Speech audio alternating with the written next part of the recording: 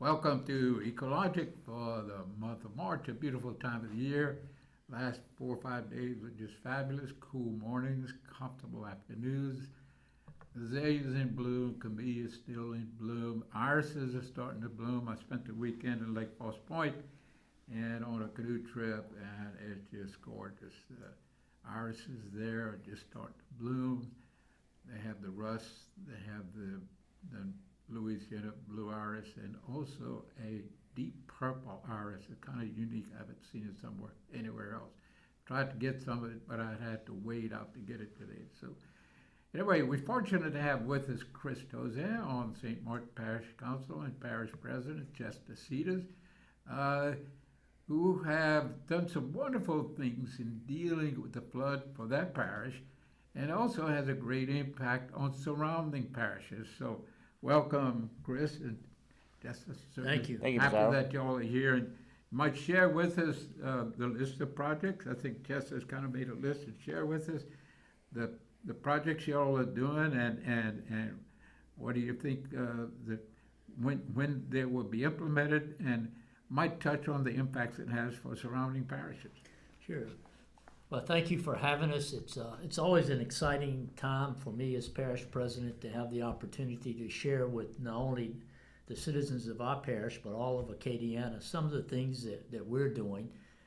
I would be remiss if I did not give a great deal of credit to my predecessor, Mr. Guy Cormier, who I think this was his brainchild to address some of the drainage and water issues we had in St. Martin Parish, and he did so by and through working with St. Martin Parish Council, putting on the ballot for the December 2016 election a bond issue to fund some of these drainage projects. That bond issue was to the tune of $20 million. The citizens of St. Martin Parish overwhelmingly supported that issue. I think it was what, Chris, a 60 to 40% 60 to vote, 40 vote, December 10th, 2016. So we've launched into this program to address our drainage needs. And if I may just have a few moments, Mr. Shuffler. Sure, absolutely.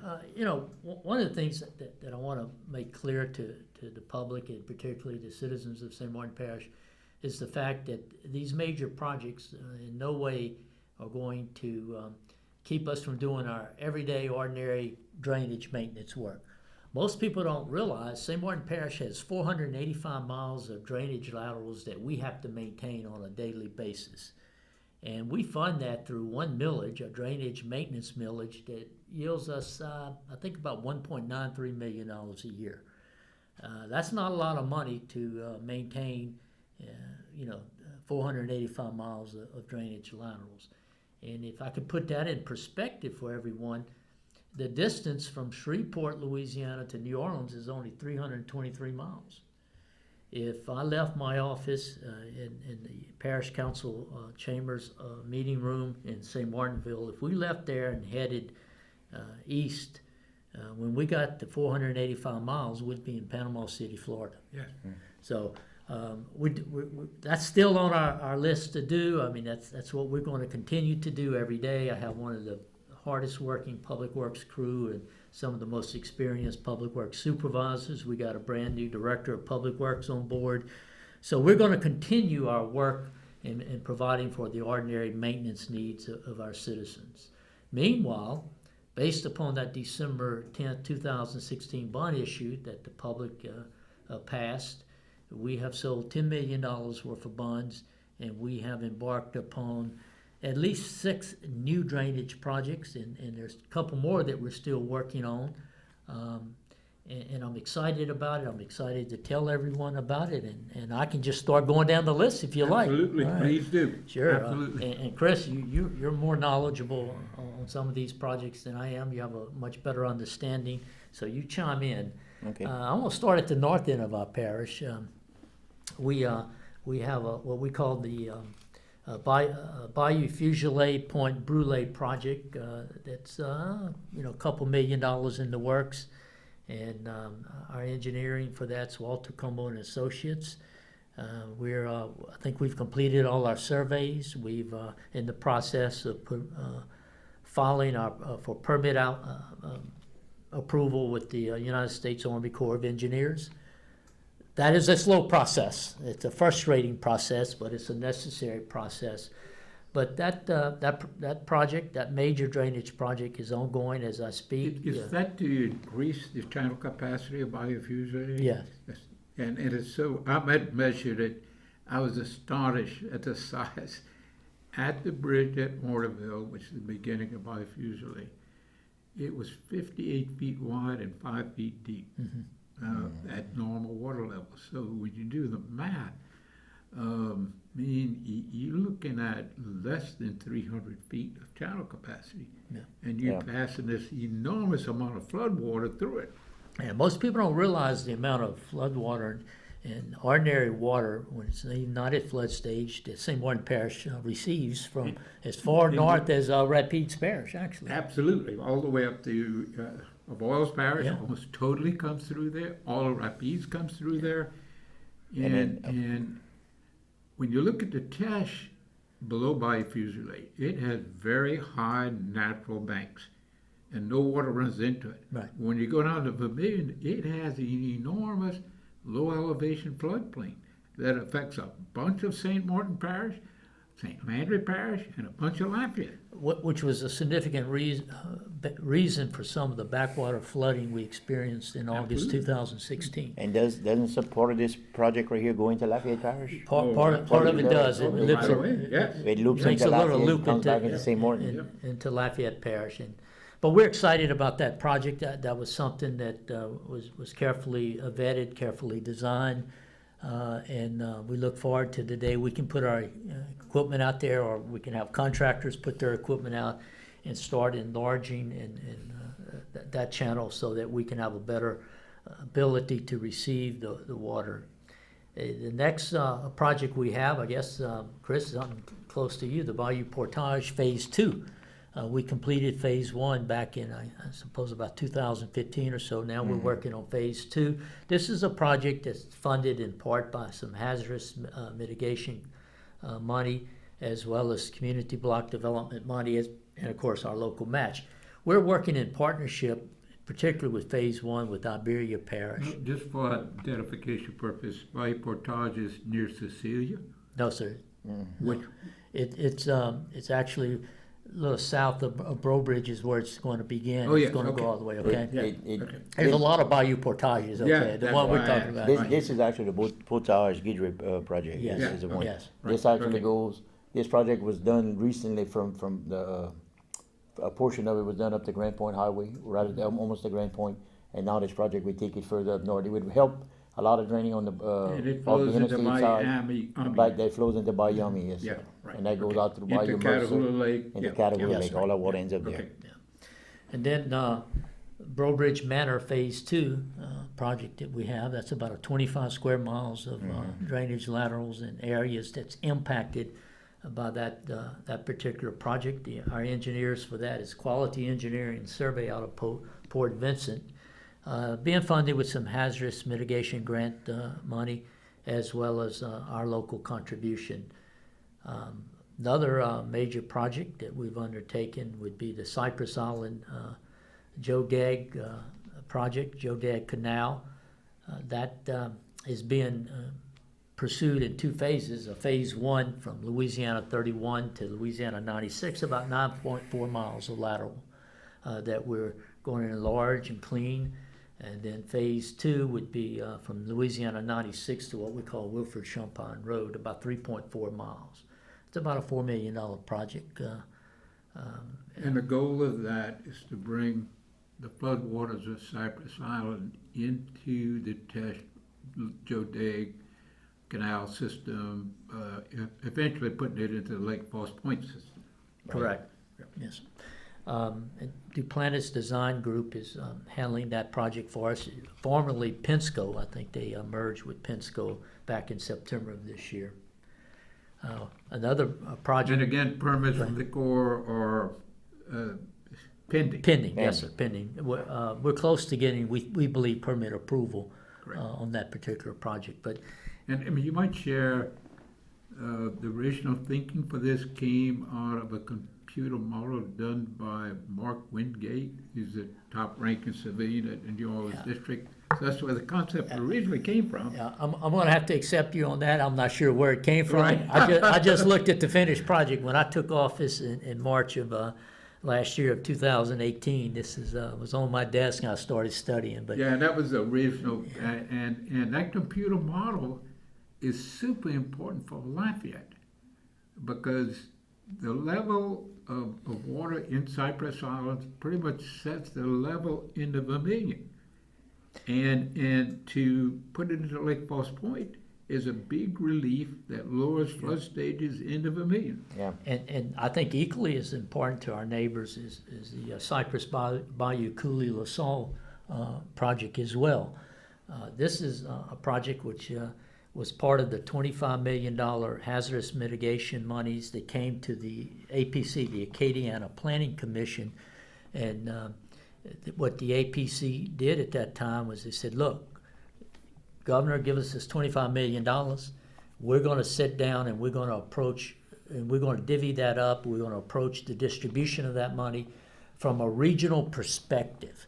And again, my predecessor, Mr. Cormier, I believe was one of the first persons to have this regional concept, understanding that water can't read parish lines. They don't have a map. Water goes where God's going to direct it to go, as altered by mankind. Mr. Cormier realized that. He realized that. Yeah. He realized that when Lafayette improved these coolers, made them more, and when they hit the parish line at Highway, I think 182, they stopped. And St. Martin Parish didn't even know they were doing it. Yeah. And that communication would have been super important because that should have been put together, where both parishes work together to resolve a problem that impacted lots of homes in Broussard and Youngsville. Of course, I'm not one to look over my shoulder. I'm the one to look ahead, and I believe that the way this project came to be and the way it was approved by APC is a model. When you had all your regional parishes, the 7 parishes that comprise the Acadiana Planning Commission all got together. Each parish presented ideas and concepts as to how to divide that $25 million that came down. And this project was one of the, quote, winners, if you will. I think we graded very high, and we certainly look forward to completing this project. Again, that's one of those that's still pending for permit before the Corps, and there's some other issues with servitude rights that have surfaced, and we're looking at that very closely. But again, the way that hazardous mitigation money was divided was a model. As a matter of fact, I think the governor's now adopted that model for statewide hazardous mitigation programs and projects, understanding that flood control, water control is a regional concept. It can't be parish by parish. If you do that, you'll never get anywhere. That's right, exactly. And that was in '93 when they set up the Rapids to the Gulf study group that went for 3 years. It all fell apart when each parish said, I'm going to do my thing and I'm not going to worry about any other parish. And the whole system fell apart. And when Guy was sitting on this thing, one of the criteria when they divided this money up and all was it couldn't benefit just one parish. It had to benefit multiple parishes. Benefits. And this project right here really multiplies and brings absolutely. everybody into it. And it's not one parish. We get all the way down to Iberia benefit from this parish here too. But you see, my idea is really it benefits more than one parish substantially, because I believe any flood control measure that one parish adopts is going to have an impact on your neighbor somewhere down the line, either above you or below you. Yep. And I think anytime you engage in flood control issues, you need to pick up the phone, spend a nickel. Well, I don't guess you spend nickels anymore, but pick up a phone and make a call to your neighbors, have some discourse. And I think that we've adopted that stance. I know we have in St. Martin Parish, and I think we have it throughout Acadiana. And it's a pleasure to see our parishes coming together to address these issues. And APC was a big part of bringing all that together. Yes, they were. Yeah, yes, they were. Another project, I know this is close to your heart, Chris, because it's right in the heart of your district, the Catahoula Lake Dredging Project. This is one that found its way to the drawing board before, I believe, our bond issue. It's right now we've got budgeted $1.1 million to commence some the dredging of Catahoula Lake. And, you know, I've been to some meetings early on in my tenure as parish president. I had the pleasure to meet with some of the members of the Catahoula committee, look at photographs they've taken, and it's astounding to see the sediment that's built up in that lake, particularly when you have a little north wind that's pushing the water out, and Mud flat almost goes all the way across the lake. There's a sandbar. I took pictures of this thing out there. There's a sandbar. And you know, a lot of people question this project. Well, you know, not a lot of people. We had a few people that question about how much money we're going to spend on this project. Is it really worth it? You know, and the answer to that is this is a 20-year millage. And if we don't do nothing for the next 20 years, you know, and don't spend any money there, in 20 years, we won't have much of a lake there at all left anymore. And it's the main path. It's the main path for the water that we drain through. Yeah. See- From St. Landry all the way Rapides and everything. you know, I was born and raised in Rapides Parish, and I guarantee you, I could go to Catahoula Lake and get a sip of that water. It's going to be Rapides Parish water, because that's how much water and how far away that There's so St. much, Martin takes so that many water. changes in the watershed. You know, you first, historically, before the levees were built, most of this water we're talking about would go right into the swamps and the Red River. Now we build the levees, so now it can't go there anymore. The levee totally stops it. There's some little bitty openings. So now it has to come down to Tesh through St. Martin and Lafayette and Vermilion. But they made it worse by putting dams, locking dams on the Red River. Structures. So all the rapids and the boils that used to drain into the Red and the Chapelin and Simmsport can't go there anymore. It's done, so it's all hidden our way. Yeah. Now, When we did those lidars on the Catahoula Lake and all, and if you talk to the old timers there, they'll tell you that lake used to be 800 foot deep in some places at one time. The deepest part of the lake we found was about 11 foot wide, 7 foot deep in some places. Most of the lake along I'd say toward the old Catahoula side, it's probably within a +1, +2 in some areas, you know. So we have significant, you know, buildup there. We and need all the to way remove. down from the forks at Catahoula, all the way to Lake Dotrieve. That's only 3 or 4 feet deep. Yeah, that's It's Bayou a Alex big Zone right there, yeah. Bayou Alex Zone. It's a big, wide open. You think it'd be 50 feet deep, but it's only 3 or 4 foot deep. And you know, we're talking more than just water control or control measures when we talk about dredging Catahoula Lake. It is a safety issue as well, because you know, the bend as you enter Catahoula Lake, there's a big sandbar there, and, Yep, and, yep. and you know, so you have to look at the total picture. And I'm excited about this project. We believe, It's navigation as well as yeah, that's the water proper quality and term. flood control. Yes, Because yes, sir. people can get injured, hurt by hitting the sandbar at high speeds with today's fast boats. And what's really exciting about this project, from my perspective, is I believe that we're going to start the dredging. Right now, the timetable seems to be September of this year. And you don't have a spot for the spoil. Yes, sir. That's Yes, the sir. first thing we were able to do. That's, you know, before we could go to Yeah. any surveying or any plans or design or submit any kind of permit application to the Corps, we had to make sure we had a place to deposit the spoil. That's critical. And we're fortunate we've got a place to deposit it now, and we got a pretty good deal on the cost of that. It came in which way- is- a lot under Is it budget gonna from what be we had sugar figured. cane land? Eventually, Eventually, yeah. yeah, and that's what, when they did the project in top end of Lake Dotrieve, they Mm-hmm. ended up in farmland, and I guess eventually they'll have sugar cane growing on it. It'll take that property and put it back in commerce, so, you know, Yeah, it yeah, generates yeah. Yeah. funding back And there. it's rich topsoil. Right. It's a win-win. Yeah. And the more money we can save with the deposit cost of the spoil, the more money we can save and additional monies we can get through other grants, you know, we certainly want to do that. For example, this may freeing up some of our money that we've committed to parish. That's going to enable us to dredge a little deeper. So, you know, so we're looking at that down the road as well. Sellers and Associates are our engineers for this project, and they're excited. I'm excited. But let me give a disclaimer right now. One thing I've learned since I've been in office: don't set timetables because you're dealing with so many federal and state agencies, and they'll give you a timeline that means absolutely nothing.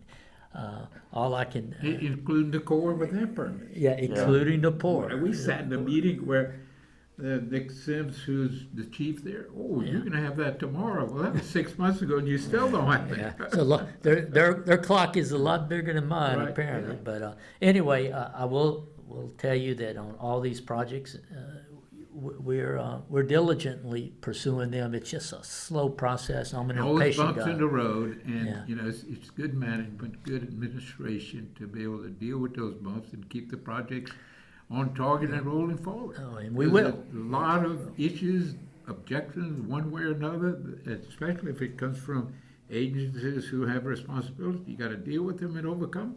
You know, I can just testify to that because this is my first term on the council.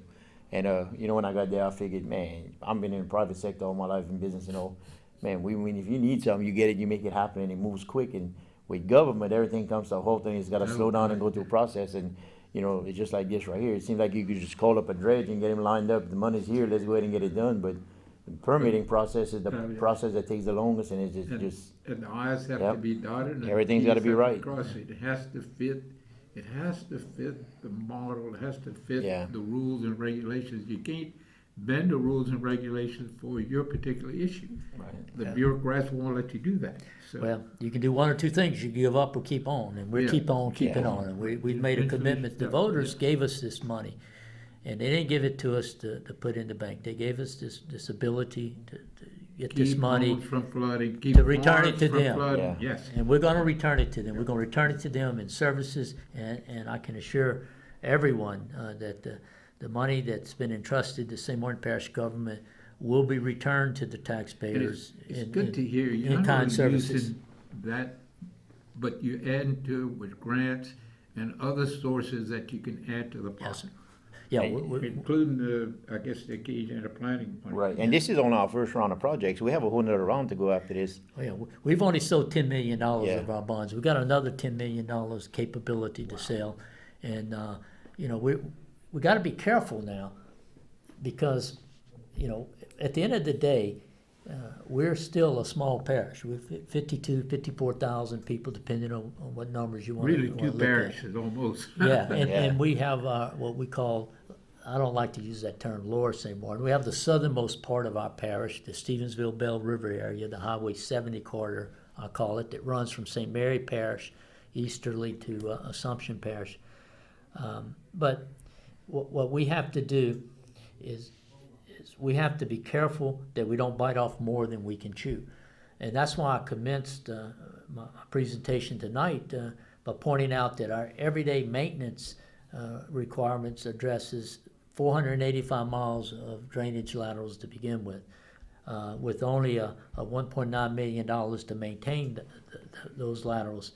So I don't want to bite off more than I can chew in the sense that we don't want to start all these projects, 6 major $1 million worth of projects, unless we have the ability to manage those projects as they're going forward. One. Secondly, what we're going to do with the additional money, the additional bonding capacity that we have, we're going to sit down with our engineers and we're going to carefully design, carefully vet where these projects bring us and where we need to go from that point forward.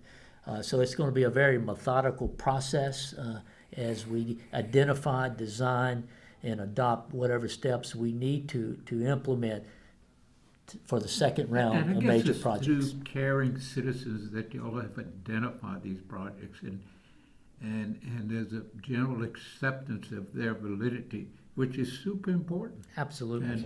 And that's what the voters voted for, Yeah. that, we have an issue in life is dredging, and there's a lot of opposition to it. I think if it was St. Martin Parish, it's like dredging Catahoula. Well, it's filled in, you gotta dredge it. Gotta get it It's out of too there. complicated. Oh, yeah, real easy. But Mr. Scheffler, when and a lot of our projects, one that I haven't even mentioned now, the Bayou Estates floodwall project in the Stevensville area, has been very controversial. Opposition's a good thing, because opposition gives you the opportunity to examine and examine your position. Maybe that guy who has an opposition, maybe has a point. Maybe I could take his point, kind of integrate it with our Right, project and make it that's- work. You That's see? super important, Yeah. that people who are really aware of issues may be very well informed, And an Certainly. informed critic needs to be listened to. Yeah. Because in that may be a better answer, a better solution, or a good compromise. Or a different approach. Different approach, yes. You just, the problems are easily identified. We How do all you know fix when it? you have a flood problem, it's how you fix How you it. fix That's the proof's in the pudding. And I believe it's important that we solicit and that we put on the table to solicit other people's positions, ideas, and concepts. I'm not scared of that. In fact, I encourage think it's that. I super want people to important. challenge I me. think that's where government works best. Yeah. Where opinions are listened to, that they are worth listening to, and they can be very important aspect of solving public problems. You know, your public input has a lot to do with it. I always tell everybody, if you want to figure out how to drain a certain area of your district or your parishes, go talk to a farmer. You know, yeah, because those they're on farmers, top of it. they on top of it, and they've been doing it, and they dealing with the same things we doing, dealing with the, we talked about the levee coming in, changing the way that the water flow was and all, and that farmer's dealing with that every year with new subdivisions opening up and him rerouting his water. And if you take just the common sense approach to it sometimes, and just listen, sometimes it's not very complicated. You just gotta make sure you do it the right way. Now that farmer's he's worried about losing his crop and his income. Exactly. And so, farming is a super important part of our economy. And I believe that that's one of the advantages we have with the engineering firms that have been selected to handle these major projects for us. Very reasonable, commonsensical people. I think you've dealt with several of them yourself. Dealt with a bunch of 'em, yeah. And super people, and I look forward to the day we can put all these out for bids and the dirt's flying. And the trees Yeah, and the yeah. channels are being cleared. I'm excited about that day coming. We've and come it's, up about 8 projects that are, and it's amazing. I don't see a study in one of these. They're all pretty much, spade in the ground projects. That there's consensus they need to be done, and y'all are responding to the positive vote you got, in bring these flood issues to bear. And many of these things have an enormous impact on surrounding parishes and regions. And Sure. y'all very much are leading the way in making things happen. I look at other parishes and hardly nothing is happening. But we're fortunate to live in a generous parish that sees those needs and works with us and helps us. And one of the biggest hires Mr. Chestercetus has done since he became parish president, he brought in a public works director, and with a excellent resume that comes in, and he can help us move this thing forward, not only to get these projects done and to guide us in the right direction and give us some good input and all this stuff, but also to maintain all this once it's done, because a lot of people don't, you got to realize once you put it in the ground, you got to feed this thing and keep it going. So, And that someone that was has the engineering background right, to exactly. evaluate the solutions that your actual contractors are coming up Yes. with and making sure they sound. So I think we had it on the right path, and I think, like I said, we live in a generous parish. Our parish has never, looked the other way when it comes to, needed a parish and whatever it takes to make it happen. Yeah. So. And that's a good point you made, Chris, about our new director of public works. We functioned since 2014 without a full-time director of public works, and when I took office, I realized that was one of the biggest needs. I did not have the technical understanding of some of these issues that my predecessor had. I'm just an old worn-out country lawyer trying to be a parish president. So I knew right off the bat I needed a competent, capable individual to assume that position, and we went out and recruited one, and I was able to convince him that we had a lot of work for him in St. Martin Parish, and he's been on the job since February 11th and is doing a wonderful great. job. And I've heard very kind, praises of your new public work director. Yeah, oh, he's first class, and just like our new director of administration, the same way, because we got to also put the right people in places in the right positions to make government work. But it's important to have somebody with technical knowledge, in my view, on staff, because they're able to vet certain plans, and they're able to understand what I can't understand. And, I sort of like to analogize it of having another manager, another engineer on board that's going to second guess other people that we pay by contract. So it's a win-win for the parish again, and I look forward to the good things to come. I look forward to this team that I put together for parish government to make all of this become a reality. And you might share with us the current struggle in southern St. Martin Parish with the high water levels on the Chafalaya and what you all have been doing to keep people dry. Yeah, in Stevensville, Bell River area, they've been experiencing high water really since late January, early February. In Bayou State subdivision, in one area, we started plugging drains in the last week of January. It was 50-degree weather, and we were sending people down to plug drains and pump the streets with the Chafalaya cresting. It crested about a week earlier. I guess it would have been the week of the 11th. We started distributing sandbags on March 6th, the day after Mardi Gras, until March 18th. In that window, St. Martin Parish government distributed 49,575 bags of sand. And we had it organized, my public works people and our Lieutenant Colonel Terry Guidry, the head of the parish's emergency preparedness office. Everything had been planned, put into place. Of that 49,575 bags of sand we distributed, not one citizen who received the sand had to get out of their vehicle to get it. We had people there that not only bagged it, but loaded it. We had an automatic sandbagging machine that was purchased several years ago. And we planned all this. So my first meeting was on January 11th of this year, where we had a meeting with EOP, all my public works supervisors and employees, and we planned. When the river level hits this trigger point, this is what we're going to do. If it hits this trigger point, this is where we're going to go.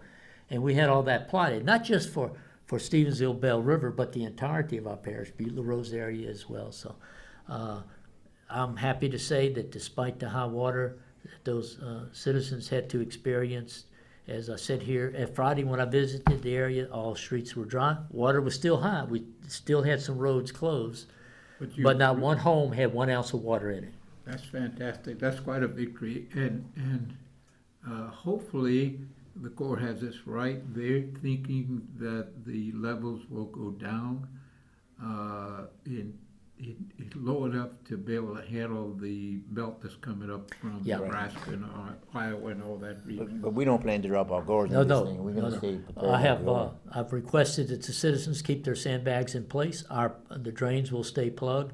Our pumps will stay ready. We're not turning them in. There's a closure that takes place that has an impact, I know, on commerce through that Buff region, and they would only do that if they had a real threat, wouldn't they? That's the sinking of the barge, Mr. The Howard? sinking of Yeah, the barge. Bayou Shane, you're talking about. Bayou Shane, yeah. I'm not sure what the trigger point, but it's going to have to take a major event for the barge to be sank, from what I understand. 11? Yeah, in 11 it was. 11 they did. The cost to sink that barge is about $6 to $8 million. Wow. And then Is that Corps money or that's state big money? question mark? Yeah, and I think it limits commerce because there's Yeah, a of lot course of it off major That's commerce. right. So Yes. once you sink it, you prevent it. Now the Bayou Shane flood control project is on the books. They're going to commence You're that gonna very have a gate soon. that'll be able to open. Yeah, it'll be a gate, but that's probably 2023, 2025 before that's completed, and that's a major project too. I forget the figures. I want to say maybe upwards to 50 million, I believe, but don't quote me on that. But I'm going to a meeting in a week or so on the Bayou Shane project. However, that's going to give us relief in the event of a major catastrophe. Ordinary high water, I hate to use that word ordinary, but the type of high water that we've experienced this year and that we experienced last year probably would trigger, one, today, the sinking of the barge, or two, the activation of the flood control measures that would be in place in 2023 or whenever. So, that remains to be seen, the parameters of how that's going to work. That's the sheet piling levee along 70, that goes through St. Martin Parish. Yes, it does. Yes, sir. Yeah. Have they done any surveys to determine if the sheet pile is sinking just like the levee did? I'm not certain of that. I cannot answer that. I couldn't, the Corps wouldn't the Corps- answer to that's- me. You wouldn't answer it to me either. Well, I asked the question. Yeah. If the United States Army Corps of Engineers don't You know know, the if- answer, I If you got a certainly levee don't. going down, you can put Haley baskets and sandbags and kind of shore it up. Yeah. But you're not gonna put Haley basket and sandbags on top of sheet piling, you know? And I'm convinced that the Corps should have an annual report on the conditions of levees. And the Colonel did make a report at the last, in October, the low water inspection. He said 65% of the levees in the New Orleans district are at design height. So it means only 35% are not. Yeah, You know, and if yeah, the that's chain the is one we only worried as about. strong as its weak and link, I think the levee is only as high as its lowest point. If I Yeah. can make an observation, I think it's important to make, just to maybe clarify something. You know, the high water we've seen down the Atchafalaya is, you know, we're gonna see a small reduction in the water level over the next 10 days or Yes. so. But do not let your guard down, as Chris said, because we're gonna fight this again in mid-April. Oh, absolutely. And And you have other parts of your parish, Butler Rose, all that. absolutely. So we're not out of the woods yet. We're told, I went to a meeting last Monday with the Lower Mississippi River Forecast Center and the Corps, the Office of Emergency Management with the Corps. And, you know, we're told we're gonna have to fight this till the end of May. So we need to be on guard. We need to continue to prepare. We need to continue to be ahead of the game to adopt and to plan for whatever flood control measures the situation might dictate at any given point in time. And I will assure the citizens that we serve, we're gonna be prepared. I can't prevent the water from coming, but we can certainly prepare to that's protect what I- our yeah, citizens, and we're that's gonna what I do think that. We've seen that we have some tools in the toolbox in place that we can do a little better job of managing what's going on. Yes, sir. And no question about that. And there was a couple of other issues that you were very involved in looking into, and that's converting the levee road from Sharonton to 190 into a hurricane evacuation route. And while you're doing that, you plug the hole in the road over there by Well- Henderson. Well, But Congressman Higgins has been so positive about that. The GOSEP director, Jim Wascom, very positive. If we can get the request to Washington, Mr. Cormier in Higgins' office promises Congressman Higgins knows about it, he's totally for it, and he'll get it funded. yeah, you know, you probably know much more about that than I. I know I've attended 2 meetings where that issue has been talked about. I will confess right now that my central focus is on getting that 1.8 miles of road right by Henderson Yeah, in St. Martin fixed. Parish, getting it Yeah. fixed. Yeah. That's my focus. So Yeah. if you get all that money to Well, build that if we road, get we're that- gonna start building it at 352 by Got Henderson it. first, And all right? we're with you 100% on that. Yeah. Yeah. And it's not that big a project. If you go from, the blacktop current roads go from Franklin to Sheraton, that's 9.8 miles. And then you have to blacktop 13.4 miles to the state park. And then above Cecilia, you get about 16 miles that you would blacktop. So it's not that big a project. It's on an existing roadway. And I say it's not that big. I'm sure there are bumps in the road, literally. But it's something doable, and it's important not only for hurricane evacuation for southern St. Martin and Terrebonne and LaForce and a bunch of other people, but it serves a lot of other purposes.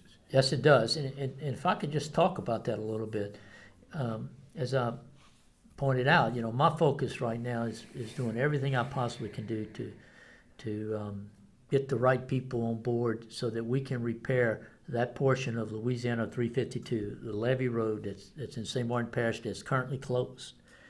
That anybody who's driven there will see the condition of the road. It is horrible. It's been that way for far, far too long. 2 years, I believe. And 10, we 16 need to since the get, floods, we need to 16 get it when we started repaired.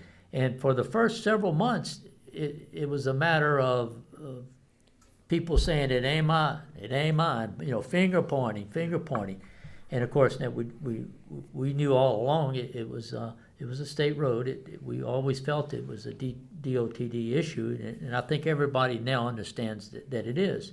So the issues become, how we're gonna pay for it, and this is where some of the potential money through Congressman Higgins' office has surfaced, and I learned about that potential program back in January. We're exploring that right now, but it's important that we get that stretch of road built, because it is, one, a safety issue. No question about it. Secondly, The that school buses and everybody else going along. and the commercial traffic with all the tour buses and boat landings that road services, it's incredible Commercial to know. fishermen also. Commercial and recreational fishermen. And let me point something else out that most people don't realize. When there is an event on the Basin Bridge, which is quite frequently, where do you think the traffic is diverted? It goes down Bugler Rose, over the down Herman Dupuy Road, over Pontoon Bridge, all St. Martin Parish, over the levee, onto that road. Yes. So it is critical that we stay diligent, that we make the calls we need to make to get the funding to at least repair that section of the road. And if we can get it to address your project, so much the better. My focus, and I think the St. Martin Parish Council's focus, we've got to do something with that part of the road. I know Mayor Collette has been very aggressively pursuing that as well, Mayor Collette from Henderson. But it's an issue, and it's an issue that No just, question about it. it's Super very important. big. It's not only for St. Martin Parish, it's the whole area is important. And it's not a matter of convenience. No, Make no no, mistake, no. it is, but not solely. And that's, Right. the convenience is way down on the list. It's these other factors that I've mentioned that really has. But that small got town, moderate. the town of Henderson isn't a very large town, it's a small community. But their biggest resource over there is the basin, that Henderson swamp and all that. They You call get the so many tour tourists buses. and everybody that come That's from right. all over the They world to go come on right here to these see boat this. trips, these airboat trips and And everything you else. know, and the problem is what happens if the rest of the road finishes caving in on us and You goes close out, it. then we gotta close Yeah. it, then what happens to these Yeah. businesses and Right. all, and Yeah. then what happens when we get a major hurricane that comes through this year, if we get one, or next year, pray we don't, but if we were, that's an evacuation route. That's a main evacuation route to get people, and it also helps out people from Lower St. Martin Parish to get out. It's super important for evacuation. There's Yeah. no Yes, it question is. about it. I was camping with my scouts right at the beginning of Hurricane Katrina, and the road from Franklin to Lafayette was jammed. It took 8 hours. And I'm camping over there at midpoint, right by Franklin. We came up the levee road, we got back to Lafayette in 50 minutes. Yeah. There was nobody around, no cars, nobody around. Had people even known you could have driven it, you could have diverted a bunch of traffic. And then we have the roundabouts and the construction on the interstate going through St. Martin Parish right now. And that economically, I said that has put a burden on the Henderson community and all the Breaux Bridge community, to see everybody in that area right there. And town of Henderson just keeps getting beat up worse and worse with this levee road and everything. And it would be nice to be able to give them some good information Sure that will. we can tell them that we Absolutely. know this road is coming, that it's gonna be repaired sooner than later. Representative Terry Landry, who was director of state police at the time of those hurricane events, realized the importance of it, Yeah. fully supports it. So, No, yeah, Representative Landry's on board. I know Senator Fred Mills, Representative Huval Yes, yes. from Breaux Bridge. Everyone is really working with us. The only problem is, I don't see a solution. Money from a financial perspective, and we I just guess have that's to what go it all through the boils down steps, to. And I will be talking to Greg Ellison and Ward Cormier about what format they want this in, and as I understand it now, preliminary design and estimates by Louisiana DOTD, which goes to the Governor's Office of Emergency Preparedness, and then to Congressman Higgins' office. That's the steps it goes to. That's my understanding as well. We had a report at our council meeting, Public Works and Administrative Finance Committee meeting Tuesday. And that's pretty much our report too. So I think you summed it up very well. But again, the most critical need is that stretch of 352. You know, government's kind of like a wagon with square wheels, and this is part of it. You got to push. Well, we're part of to get government the too road. now. Yeah. So I think our wheels a little Yeah. Your bit wheels more are around. rolling. Well, I can tell you, and you know, this happened with the road and stuff. It goes back to the 16 floods when we had all this 30+ rainfall, like we call it. We had a portion when you get to Henderson Highway to the levee there. If you take a left going back towards the City and Grand Anse area, that's a parish road. That part of the levee. When you take a right, the part that's a bad now, state road. that's a state highway. We had a portion of our road that was washed out, and you know, to me, it was just as severe as what we had there. But we didn't, you know, we aggressively jumped on it right away and got it done and taken care of, and we were able to fix that area, and we haven't had problems with it since. But the problem right here is, as long as we keep pushing it off, it seems like more and more of this road is getting deteriorated and falling apart. And now it's not just a road problem anymore. You got a levee problem there because Yeah. that's right. what you know. In defense of DOTD, though, you know, we've talked about that, and you know, the problem, the cause of the problem that we're experiencing now is a little bit different than what we were able to repair, according to what I've been told. But at the end of the day, you know, we need to move. We need the funding. The state needs the funding. You know, people have asked me, well, why don't the parish repair it? Well, one, we don't have the money to repair it either. And two, even if we did, legally we can't because it's not It's not a state yours. road. No, it's not yours to repair. And Lake Martin, super important for the whole area. It's kind of a jewel there that, you know, of nature and wildlife. And, you know, the actual geologic history of it was spelled out real well in a 1949 LSU study of the Mississippi's westernmost trek. That was 60,000 years ago, 4 ice ages back. A little bit older than me. Yes, and even me, and that trek left 2 major oxbow systems behind in South Louisiana. One is the Cypress Island Swamp, with the deepest part of that bend being Lake Martin. And the next oxbow left behind is the big woods between Abbeville and Coastal City. And so that's the geologic history of it. And I grew up in that area as a boy before they made it into a lake.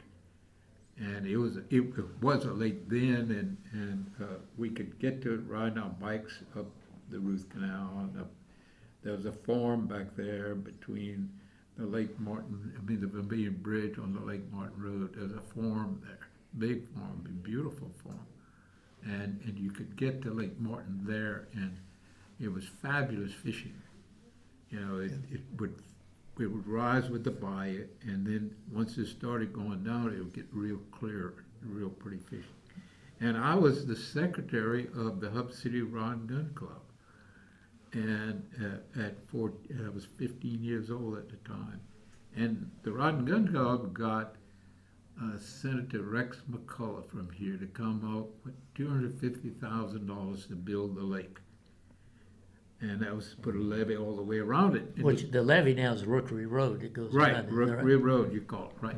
And the idea is nobody had boats in the 50s. You know, outboard motors didn't work too good and all. So the idea was you could drive with your family, park on the road, and fish around the lake. And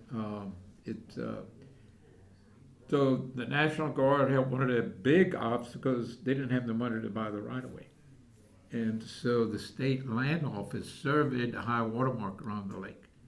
And so they put the levee, and the road, everything, within the boundaries of state ownership. So they didn't have to buy a right-of-way.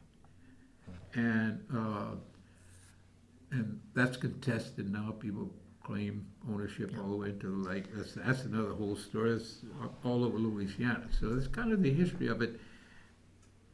So it's a beautiful lake that used to go up and down with the rise and fall of the Vermilion, and now it's an impoundment. Yeah. And historically, it had a pump system that you could put water in. You had 2 small drains, one on the, I guess, on the north side, one kind of on the south side, and into Bay Capucin.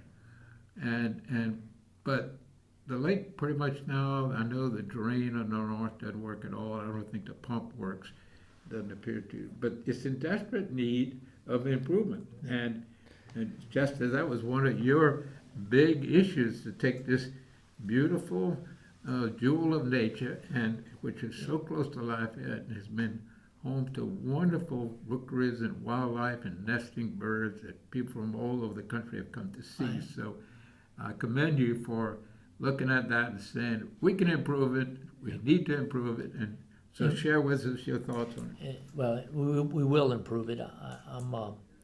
There's a lot of issues associated with the lake right now. You've touched upon many of them. There's some litigation pending, and Yes. once that litigation is resolved, I think I will be in a position to, number one, probably with the approval of Wildlife and Fisheries, form a commission to govern the operations of the lake. And I mean, a good. And they have a stake in that. Yeah, They are part of the management. Yes, they are. But they will, Wildlife and Fishery works very well with local government, I've learned it. And they have this Wild Growth Fund, Yeah, which that's exactly what it is there for, to improve fisheries and outdoor recreation.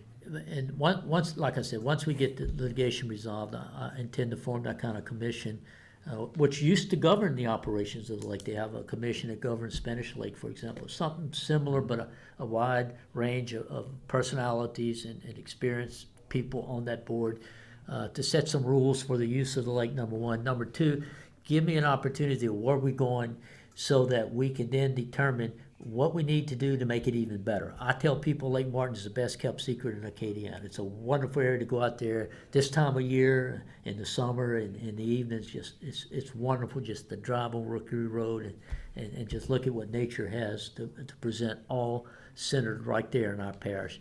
But we have a lot of plans.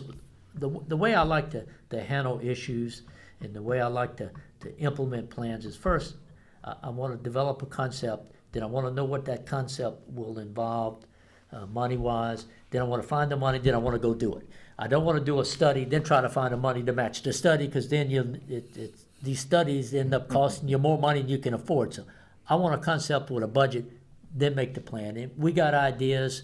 I'm really not prepared. I know I've shared some of them with you confidentially, but we do have some ideas as to what we're going to do to improve that habitat. But we got to get past a few hurdles here, and again, the advantage. Yeah, because it's the Wild Growth Fund is Sure. taxes on rods and reels and fishing lures. That's a federal program, and Part of your license fee, I think, maybe go into it's it. based on the number of licenses. The return is based on the number of licenses sold in your state. Now, each parish can have one project a year, and I've been very involved in that fund. And generally, we get somewhere around $40 million a year. We have never spent half. Virtually every project applied for is approved. Well, give it to me and I'll Yeah, spend it. right. I'll find some place to spend it. I mean, But the boat landing at Delcom, I think it was like a $4 million landing. Yeah. The boat landing at Anacosa City, and go on, they've done some wonderful things with those funds. So, and that. St. Martin Parish is very much entitled to their one project a year. And let me tell you, that's kind of a springboard for some of the other things we're doing. There's Restore Act monies available that we have tapped into, and that we've got plans. We're going to raise the boat launch at Bayou Benoit. We're going to put floating piers in at Uncle Dick Davis Park in Butler Roads. We're going to put a floating pier in Catahoula. And then I'm working on some Restore Act money to put us with a partnership with some private individuals, a pavilion by working with the Tesh Project with a pier in the Orneville area. Because you see, there's so many consequential parameters associated with a project that deals with natural resources. I tell people all the time, if you know someone's coming to your house, you clean it up. I believe if we can encourage tourists and people to come into our parish, that's going to enhance and going to encourage people to clean up our absolutely. bayous, to Quality make of things life is look super good important. and Yeah. quality. Yeah, it all goes hand in hand. One of my scouts set up these, and I think your office, this guy called me and is still doing it. They set up trash containers at the boat landings along the lake. Yes, and we will And continue that to has do been that. working fabulous. Yeah. And we have the test project that, you know, that does trash yes, pickup and all, yes. goes out and does it and everything. And, you know, like Chester touched on these piers and everything, on these little floating, wharfs and all that we're gonna be putting. You know, I'm gonna give credit where it's at. Mr. Ray Pelran went out there and he found some resources and all to be able to get this money to put these little canoe kayak floats Oh, out. yeah. And these things took off, and everywhere they're putting them, they're getting used and all. And That's you know, if you fantastic. build it and put it out there, you're gonna, it's more, you know, it's more resources for people to use and have, and it just works so well. So we need to take advantage of what you're talking about and All some of this about stuff. quality Yep. of life. And we talk about tourism, you know, if we want to encourage tourism, the first thing we need to do is we need to give the tourists roads, good roads they can drive on, and clean areas that they can visit. I just like my wife, I was in my little room one evening and she came in, she got to clean all this up. I said, why? Well, the plumber's coming tomorrow. You know, and that's what we do. When we know somebody's coming to visit, we clean it up. So that's what we got to do, That's you what we know? need to do. We're at the end of our program. I can't thank you all enough for sharing, you know, No. your victories in St. Martin Parish, because it's a victory for all of us. You know, we're all in it together, and y'all have kind of set the model of what Yeah. we should be doing to improve, you know, the threat of flooding, the improved quality of life, for fishing, for, I think y'all could put a boat landing, you know, across the levee from Benoit. That's right into Yeah. Lake Dotree. Yeah, yes it And is. that would be, even a canoe launch would be. Give me the money, It'd be Will. nice. Give me the money. I know Will. where to get it. So I can thank y'all so much.